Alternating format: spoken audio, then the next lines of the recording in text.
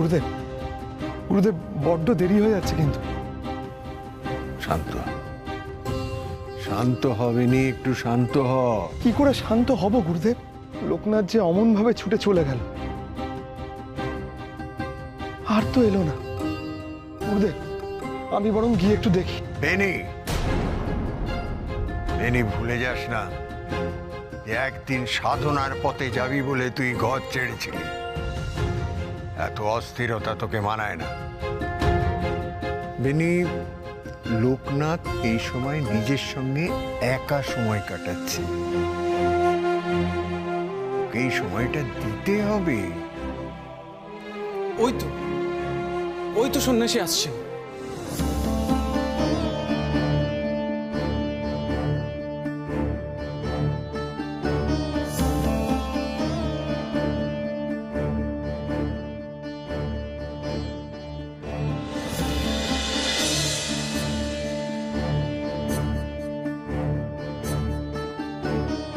আমি আমার ভুলটা অনুভব করতে পেরেছি গুরুদেব।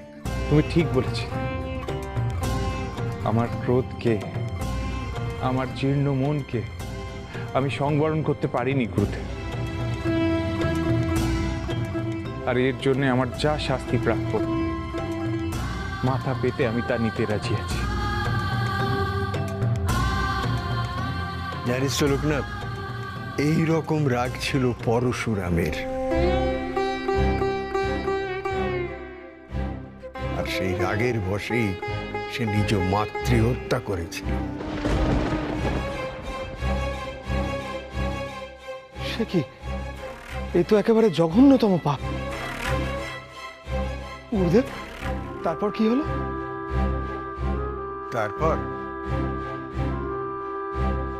তারপর সেই গর্হিত পাপের জন্যে তার হাতে কুঠার আটকে গেল। অবশ্য সে নিজের শাস্তি নিজেই বেছে নিয়েছিল।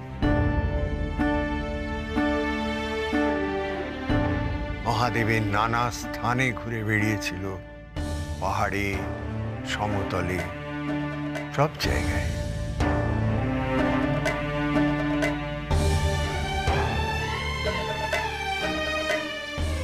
আর আমার স্থির বিশ্বাস, দেবাদিদেব মহাদেবের নানা স্থানে ঘুরে ঘুরে তুই একমাত্র পারবি নিজের ক্রোধ থেকে মুক্তি লাভ করতে।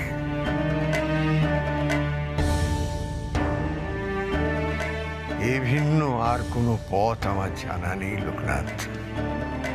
গুরুদেব, আমি পারবো।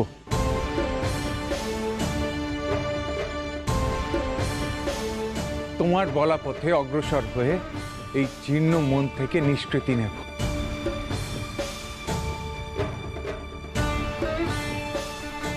আমি পারবো গুরুদেব, আমি পারবোই।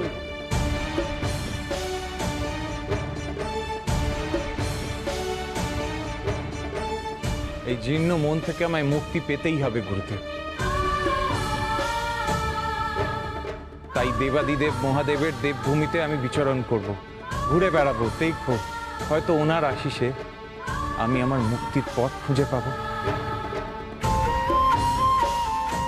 এবার তবে আমাদের অনুমতি দিন মহারাজ, আমরা আমাদের যাত্রা আরম্ভ করি। আজই?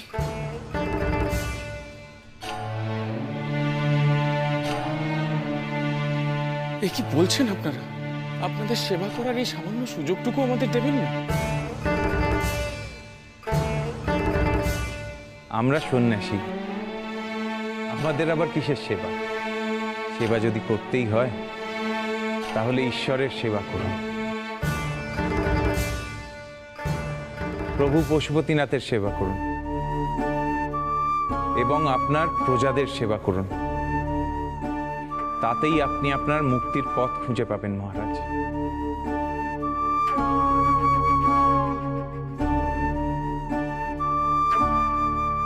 আপনাদের কোনো বন্ধনে বেঁধে রাখার ক্ষমতা আমার নেই। তবু একটাই অনুরোধ আপনাদের কাছে, যদি আপনারা কোনোদিন এদিকে আসেন তাহলে আমাদের এই রাজ্যের আতিথেয়তা গ্রহণ করে আমাদেরকে ধন্য করবেন। এইটুকু শুধু আমার অনুরোধ। নিশ্চয়ই মহারাজ, আবার যদি এই পথে কোনোদিন আগমন হয় তাহলে আপনাদের সঙ্গে আবার দেখা করার সুযোগ থেকে আমি বঞ্চিত হতে চাইব না। চলো তবে গুরুদেব। লোকনাথ চল রে, আমাদের যে এখন অনেকটা পথ যেতে হবে। কতটা পথ যেতে হবে তার তো কোনো স্থিরতা নেই। আপনারা কোন পথে যাচ্ছেন সেটা যদি আমাকে একটু বলেন না, তাহলে আমি দুজন লোককে আপনাদের সঙ্গে পাঠাতে পারতাম। না না, তার কোনো প্রয়োজন হবে না মহারাজ। আমরা ঈশ্বরের নাম করতে করতে যাব, আমাদের সঙ্গীর কোনো প্রয়োজন নেই।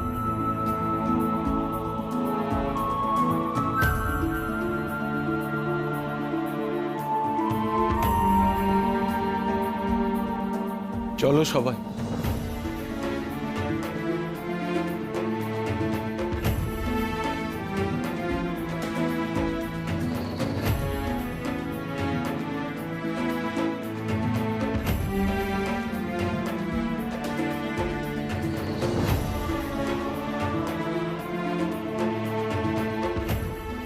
চলো গুরুদেব। লোকনাথ, মহারাজ কিন্তু একটা কথা ঠিকই বললেন। কোন কথাটা রে বেনি? সত্যিই তো, আমরা কোন পথে যাব আমরা তো নিজেরাও জানি না। আমরা তো কেবল শিবক্ষেত্রেই বিচরণ করবো রে বেনি। কিন্তু শিবক্ষেত্রের পথ কোনটা তার তো আমাদের কোনো ধারণা নেই। শুধুমাত্র আন্দাজের বশে এগোলে আন্দাজে যেতে গেলে তো আমাদের পথভ্রষ্ট হবার সম্ভাবনা রয়েছে। সেটাও ঠিক, তবে আমরা এখন কি করব?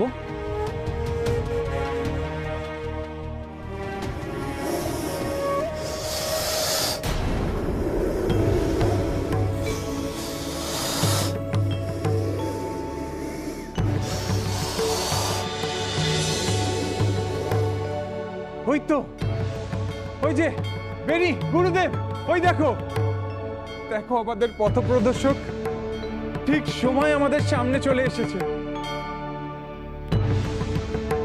জয় বাবা মহেশ্বরের জয়। জয় বাবা মহেশ্বরের জয়। দেখ, বাবা মহেশ্বরী ওকে পাঠিয়েছেন, চল ওকেই আমরা অনুসরণ করি। হ্যাঁ চল। চলো গুরুজি।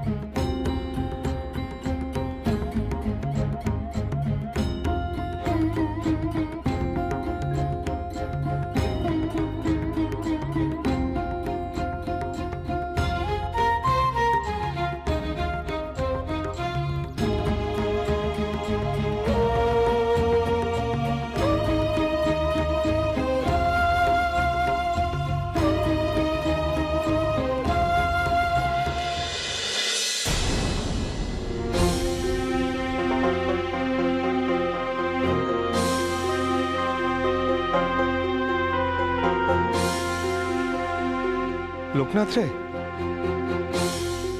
সাপটা যে যেতে যেতে থেমে গেল। মনে হচ্ছে সাপটা আমাদের জঙ্গলের ভেতরে যেতে বলছে।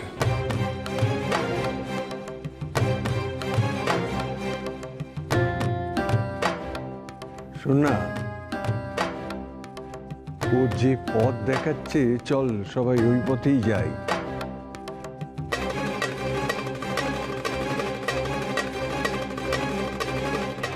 চল চল।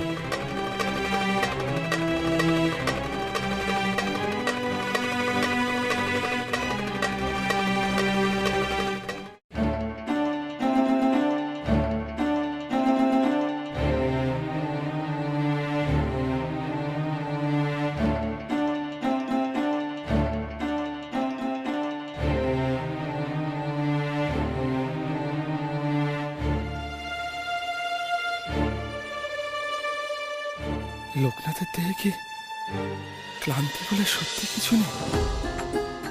সেই কবে থেকে হেঁটে চলেছে। লোকনাথ ঠিক মতো খায় না, বিশ্রামও করে না, কেবল পরম উৎসাহে এগিয়ে চলেছে।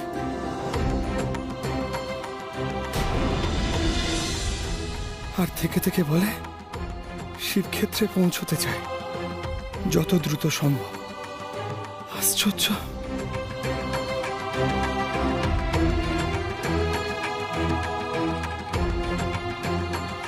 বেনি, কি হয়েছে তোর? শরীর খারাপ লাগছে? না রে লোকনাথ, আমার কিছু হয়নি, আমি আমি ঠিক আছি। কি বলছিস ঠিক আছিস? এত হাঁপাচ্ছিস তুই? তুই আর চলতে পারবি? আরে বাবা, পারবো রে পারবো, আমি ঠিক পারবো। বেনি, তোর মুখ দেখে আমার মনে হচ্ছে না তুই চলতে পারবি। আমার কথা শোন, তুই একটু বিশ্রাম নে, নইলে পরে আরো কষ্ট হবে। তোমাদের কাছে লুকিয়ে তো আর পার পাবো না। হাঁটতে আমার কষ্ট হচ্ছে ঠিকই, কিন্তু লোকনাথের উৎসাহ আর উদ্যম দেখে আমি যে সে কষ্ট ভুলে যাচ্ছি গো। কষ্ট ভুলে উদ্যম নিয়ে যদি তুই চলতে পারিস তাহলে খুব ভালো। কারণ ওই সাপ যতক্ষণ চলছে ততক্ষণ আমাদেরও চলতে হবে।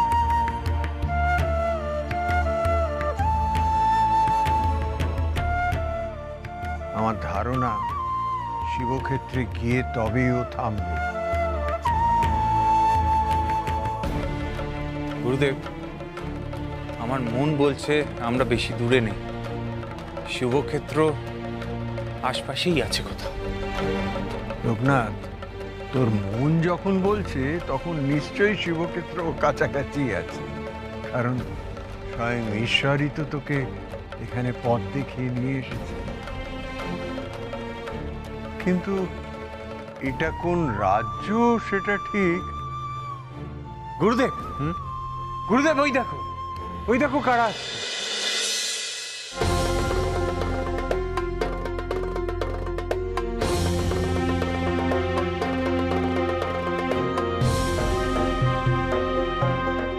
শোনো না, এটা কোন রাজ্য গো?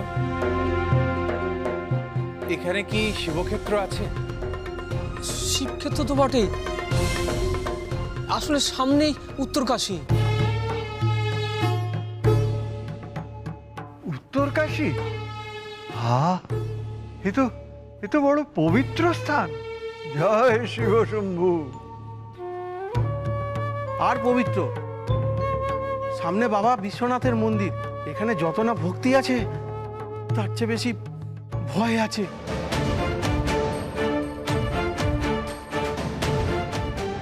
চলো হে ভাইয়া, চলো, এখানে আর বেশিক্ষণ থাকা ঠিক হবে না। চলো চলো চলো। আরে তোমরা এমন করছো কেন? কিসের এত ভয়? আর সাধে কি করছি? এই যে শুনুন, প্রাণ থাকতে আর মন্দিরের ভেতরে যাবেন না।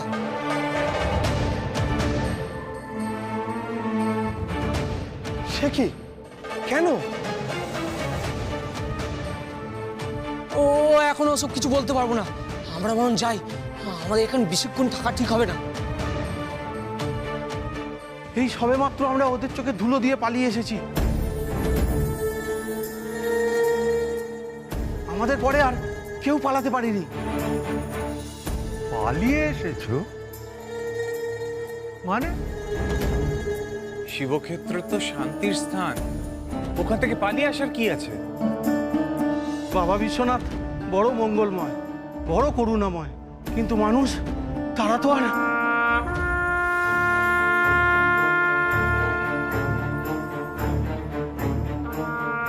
এ কি, ও কিসের শব্দ? ওই ওই বুঝি প্রধান ফটক খুললো। আর এক মুহূর্ত এখানে নয়, চলো এখানে আর এক মুহূর্ত নয়, চলো এই সবাই চলো। আপনারা সকলে সাবধান, আপনারা কেউ ওই দিকে যাবেন না। চলো চলো গো, চলো চলো চলো।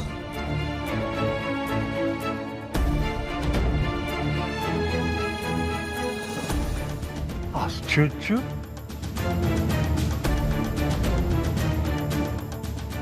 এত কিসের ভয় ওদের? আমাদের এইভাবে সাবধানই বা করলো কেন? প্রধান ফটক খুললে কি বা হবে ওখানে? গুরুদেব, কিছুই তো বুঝে উঠতে পারছি না। লোকনাথ, ওরা যখন বারণ করে গেল তখন কি এগিয়ে যাওয়াটা ঠিক হবে? স্বয়ং ঈশ্বর যখন আমাদের এই পথে টেনে এনেছেন, তখন আমাদের ভয় কিসের? হ্যাঁ গুরুদেব, বাবা বিশ্বনাথের শরণে এসেছি, পিছু হটবো কেন? গুরুদেব, বেনি, চল আমরা এগিয়ে দেখি। হ্যাঁ চল।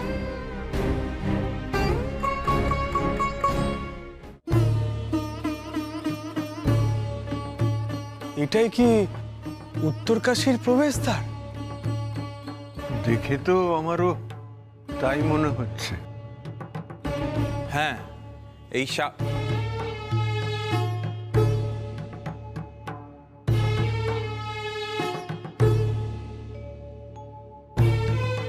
সাপটাও মনে হয় আমাদের এই পর্যন্ত নিয়ে আসতে চেয়েছিল।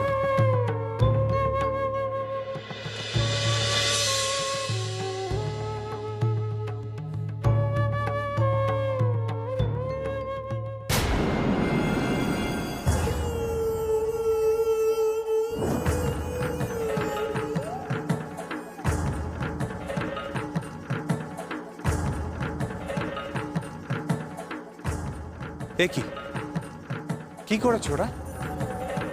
ওদের এইভাবে মারছে কেন? চুপ করে আছো কেন তোমরা? বলো, কেন ওদের আঘাত করছে? কি করেছে ওরা?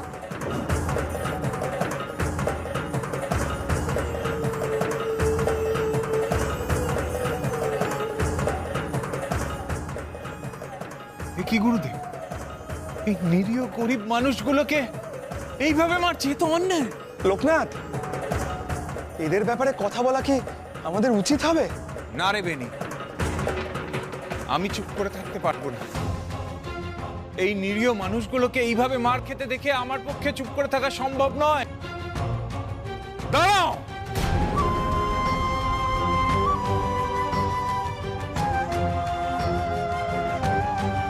কি করছোটা কি তোমরা? এই নিরীহ অসহায় মানুষগুলোকে এইভাবে আঘাত করছো তোমরা? এই, আপনি কে? আমি যেই হই না কেন, তা বলে এই অসহায় মানুষগুলোকে এইভাবে অত্যাচার করবে তোমরা? আপনি সরে দাঁড়ান, আমাদের কাজ আমাদের করতে দিন। এইভাবে কাউকে আঘাত করা তোমাদের কাজ? হ্যাঁ, এটাই আমাদের কাজ। এরা সকলে আমাদের রাজ্যের প্রজা, আর এরা আমাদের রাজ্যের পর ফাঁকি দিয়ে অন্য রাজ্যে পালাতে চাইছে, সেটা কি আপনি জানেন? কিন্তু আমাদের চোখ ফাঁকি দিতে পারেন, সবাই ধরা পড়েছে। এদের উপযুক্ত শাস্তি দিয়ে আবার রাজ্যে ফেরত পাঠানো হচ্ছে। আর এটাই আমাদের মহারাজের আদেশ। আপনাকে দেখে মনে হচ্ছে তো আপনি এ রাজ্যের অতিথি। আপনি বাবা বিশ্বনাথের মন্দির দর্শনে এসেছেন, তাই তো? আপনি ওই দ্বার রক্ষীর কাছে প্রবেশ কর দিয়ে ভেতরে যেতে পারেন,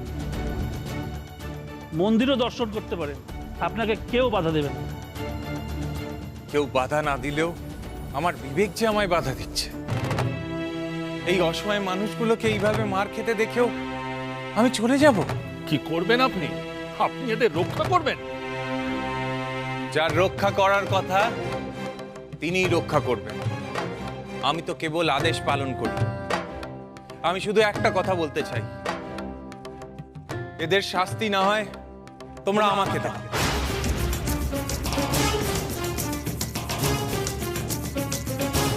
ওদের হয়ে এই চাবুক আঘাত আমি সহ্য করব। আপনি? হ্যাঁ আমি।